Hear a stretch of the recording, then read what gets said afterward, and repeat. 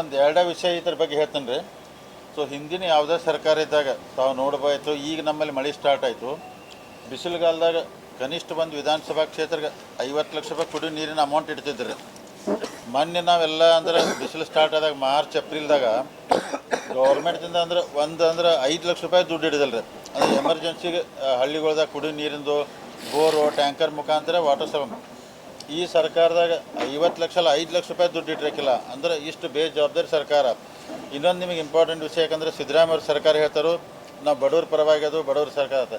ನೀವೆಲ್ಲ ನೋಡಿರ್ಬೋದು, ಮೊನ್ನೆ ಎಲ್ಲ ಚೀಪ್ ಲಿಕ್ಕರ್ ರೇಟ್ ಎಷ್ಟು ಜಾಸ್ತಿ ಮಾಡಿದಿರಿ. ಅಂದರೆ ಬಡವ್ರ ಕುಡೀರಿ ನೀವೇ ಸಾಯಿರಿ ಅಂಥೇಳಿ. ಅಂದ್ರೆ ಶ್ರೀಮಂತ ಹೈ ಕ್ವಾಲಿಟಿ ರೇಟ್ ಯಾವುದೂ ಜಾಸ್ತಿ ಮಾಡೋದಿಲ್ಲ ಅವರು. ಚೀಪ್ ಲಿಕ್ಕರ್ ರೇಟನ್ನು ಇಷ್ಟು ಜಾಸ್ತಿ ಮಾಡಿರಲ್ಲ ರೀ. ಸೊ ಅಂದರೆ ಬಡವ್ರ ಪರ ಸರ್ಕಾರ ಅನ್ನೋದು ಪಾಪ. ಯಾಕಂದ್ರೆ ಕುಡಿಯಬೇಕು, ಕುಡಿದ ಗತಿ ಇಲ್ಲ. ಕುಡಿದು ಅದರೊಳಗೂ ಸಿದ್ದರಾಮಯ್ಯ ಅವರು ಬಡವ್ರನ್ನ ಸಾಯಿಸ್ತಾ ಇದ್ದಾರೆ. ಅಂದರೆ ಇಂಥವು ಎಲ್ಲ ವಿಚಾರದಲ್ಲಿ ಮಿಲ್ಕ್ ಪ್ರೈಸ್ ಉದಾಹರಣೆ ನಾವು ಹೇಳಿದಲ್ಲ ರೀ.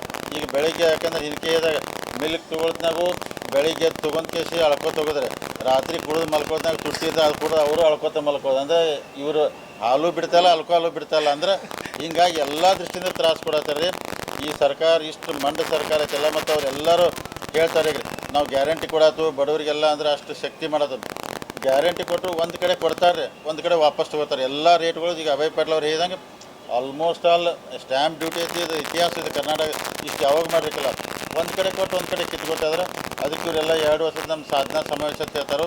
ಅದಕ್ಕೆ ನಾವು ಭಾರತೀಯ ಜನತಾ ಪಾರ್ಟಿ ಸರ್ಕಾರ ಬೆಂಗಳೂರು ಮಟ್ಟದಿಂದ ಹಿಡಿದು ಹಳ್ಳಿವರೆಗೆ ಇದ್ರ ಬಗ್ಗೆ ಹೋರಾಟ ಮಾಡ್ತೀವಿ. ಮುಂದಿನ ದಿನಮಾನದಲ್ಲಿ ಕರ್ನಾಟಕ ರಾಜ್ಯನ ಇವರು ತಕ್ಕ ಪಾಠನೂ ಕಲಿಸೋರು, ಶಿಕ್ಷಣ ಕೊಡ್ತಾರೆ. ತಾವು